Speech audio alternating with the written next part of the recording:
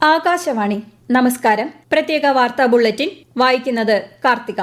രാജ്യത്തെ പരമോന്നത സിവിലിയൻ ബഹുമതിയായ പത്മ പുരസ്കാരങ്ങൾ രാഷ്ട്രപതി ദ്രൗപദി മുർമു സമ്മാനിച്ചു. രാഷ്ട്രപതി ഭവനിലായിരുന്നു പുരസ്കാരദാന ചടങ്ങ്. സാമൂഹിക സേവനം, ശാസ്ത്രം, വ്യാപാരം, കായികം തുടങ്ങി വിവിധ മേഖലകളിൽ മികച്ച സേവനം കാഴ്ചവെച്ച വ്യക്തികൾക്കാണ് പത്മ പുരസ്കാരം നൽകുന്നത്. 6ാം ഘട്ട ലോക്സഭാ തിരഞ്ഞെടുപ്പിന്റെ നാമനിർദ്ദേശ പത്രിക പിൻവലിക്കാനുള്ള സമയപരിധി അവസാനിച്ചു. 6 സംസ്ഥാനങ്ങളിലെയും ഒരു കേന്ദ്രഭരണ പ്രദേശത്തിലെയും 57 പാർലമെന്റ് മണ്ഡലങ്ങളിൽ ഈ മാസം 25-നാണ് വോട്ടെടുപ്പ്. വിമാനങ്ങൾ റദ്ദാക്കിയതിനെ തുടർന്ന് യാത്രക്കാർക്ക് നേരിട്ട ബുദ്ധിമുട്ടുകൾ പരിഹരിക്കാൻ നടപടികൾ പുരോഗമിക്കുകയാണെന്ന് എയർ ഇന്ത്യ എക്സ്പ്രസ്. 20 റൂട്ടുകളിൽ എയർ ഇന്ത്യ വിമാനങ്ങൾ എയർ ഇന്ത്യ എക്സ്പ്രസിന് പകരമായി സർവീസ് നടത്തും. 283 വിമാനങ്ങളാണ് ഇന്ന് സർവീസ് നടത്തുന്നത്. 85 വിമാന സർവീസുകൾ ഇന്നും റദ്ദാക്കിയിട്ടുണ്ട്. ഈ സാഹചര്യത്തിൽ വിമാനയാത്ര നടത്തുന്നവർ വിമാനത്താവളത്തിലേക്ക് പോകുന്നതിന് മുൻപ് യാത്രാ സ്റ്റാറ്റസ് പരിശോധിക്കണമെന്ന് കമ്പനി നിർദ്ദേശിച്ചു. അതിനിടെ എയർ ഇന്ത്യ ജീവനക്കാർ സമരം അവസാനിപ്പിക്കാൻ തയ്യാറായതായി റിപ്പോർട്ടുണ്ട്.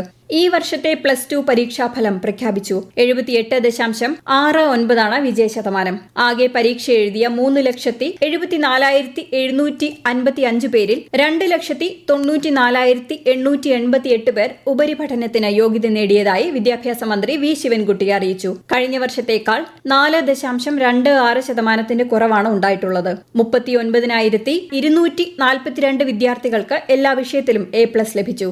VHSC വിഭാഗത്തിൽ 27,586 വിദ്യാർത്ഥികൾ പരീക്ഷ എഴുതിയതിൽ 19,702 പേർ ഉപരിപഠനത്തിന് യോഗ്യത നേടി. 71.42% വിജയശതമാനം. കഴിഞ്ഞ വർഷത്തേക്കാൾ 6.97% വിജയം കുറഞ്ഞു. 251 പേർ എല്ലാ വിഷയങ്ങൾക്കും A+ നേടി. +2 VHSC വിഭാഗങ്ങൾക്കുള്ള സേ പരീക്ഷ ജൂൺ 12 മുതൽ ആരംഭിക്കും. ഉത്തരക്കടലാസുകളുടെ സൂക്ഷ്മ പരിശോധനയ്ക്കും പുനർമൂല്യനിർണ്ണയത്തിനുമുള്ള അപേക്ഷകൾ ഈ മാസം 14-നകം നൽകണം. ഹയർ സെക്കൻഡറി VHSC സർക്കാർ സ്കൂളുകളിൽ 100% വിജയം നേടിയ സ്കൂളുകളുടെ എണ്ണത്തിലുണ്ടായ കുറവിനെക്കുറിച്ച് അന്വേഷിക്കാൻ മന്ത്രി വി ശിവൻകുട്ടി നിർദ്ദേശിച്ചു. 2 ആഴ്ചയ്ക്കകം അന്വേഷണ റിപ്പോർട്ട് നൽകാനാണ് മന്ത്രി നിർദ്ദേശം നൽകിയത്. ഉഷ്ണതരംഗത്തെ തുടർന്ന് സംസ്ഥാനത്ത് താൽക്കാലികമായി ഉണ്ടായ വൈദ്യുതി പ്രതിസന്ധി നിയന്ത്രണ വിധേയമായെന്ന് വൈദ്യുതി മന്ത്രി കെ കൃഷ്ണൻകുട്ടി വിളിച്ചു ചേർത്ത KSEB ഉന്നത ഉദ്യോഗസ്ഥരുടെ യോഗം വിലയിരുത്തി. വൻകിട വൈദ്യുതി ഉപഭോക്താക്കളുമായി KSEB നടത്തിയ ചർച്ചകളുടെ അടിസ്ഥാനത്തിൽ പീക്ക് സമയത്തെ വൈദ്യുതി ഉപയോഗത്തിൽ ഏകദേശം 117 മെഗാവാട്ട് വൈദ്യുതിയുടെ കുറവ് വരുത്തിയിരുന്നു.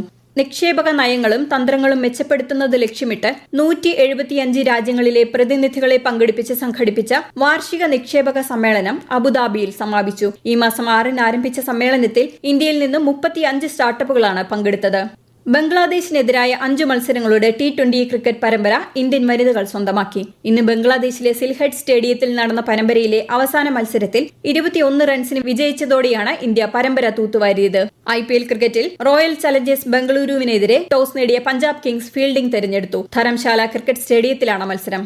വൊക്കേഷണൽ ഹയർ സെക്കൻഡറി 1ാം വർഷ പ്രവേശനത്തിനുള്ള അപേക്ഷാ സമർപ്പണം മെയ് 16-ന് ആരംഭിച്ച് 25-ന് അവസാനിക്കും. മെയ് 29-ന് ട്രയൽ അലോട്ട്മെന്റും ജൂൺ 5-ന് ആദ്യ അലോട്ട്മെന്റും നടക്കും. ജൂൺ 24-ന് ക്ലാസ് തുടങ്ങും. ആലപ്പുഴ ജില്ലയിൽ ഇന്ന് ഉഷ്ണതരംഗ സാഹചര്യം നിലനിൽക്കുന്നതിനാൽ കേന്ദ്ര കാലാവസ്ഥാ വകുപ്പ് മഞ്ഞ ജാഗ്രത പ്രഖ്യാപിച്ചു. തൃശൂർ, പാലക്കാട് ജില്ലകളിൽ ഇന്നും നാളെയും താപനില 39°C വരെയും ആലപ്പുഴ ജില്ലയിൽ 38°C വരെയും ഉയർന്നേക്കാം. കൊല്ലം, കോട്ടയം, പത്തനംതിട്ട, എറണാകുളം, കോഴിക്കോട്, കണ്ണൂർ ജില്ലകളിൽ 37°C വരെയും തിരുവനന്തപുരം, മലപ്പുറം, കാസർഗോഡ് ജില്ലകളിൽ 36°C വരെയും താപനില ഉയരാൻ സാധ്യതയുണ്ടെന്നും കേന്ദ്ര കാലാവസ്ഥാ വകുപ്പ് അറിയിച്ചു. കേരളത്തിൽ തിങ്കളാഴ്ച വരെ ഒറ്റപ്പെട്ടയിടങ്ങളിൽ ഇടിമിന്നലോട് കൂടിയ കനത്ത മഴയ്ക്കും ശക്തമായ കാറ്റിനും സാധ്യതയുണ്ടെന്ന് കേന്ദ്ര കാലാവസ്ഥാ വകുപ്പ്. മലപ്പുറം, വയനാട് ജില്ലകളിൽ ഇന്ന് മഞ്ഞ ജാഗ്രത പ്രഖ്യാപിച്ചു. ഞായറാഴ്ച പത്തനംതിട്ട, ഇടുക്കി ജില്ലകളിലും തിങ്കളാഴ്ച വയനാട് ജില്ലയിലും മഞ്ഞ ജാഗ്രതയായിരിക്കും. ഇടിമിന്നലിന് സാധ്യതയുള്ളതിനാൽ ജനങ്ങൾ ജാഗ്രത പാലിക്കണം. പ്രത്യേക വാർത്താ ബുള്ളറ്റിൻ കഴിഞ്ഞു. അടുത്ത വാർത്താ പ്രക്ഷേപണം നാളെ രാവിലെ 6:45-ന്.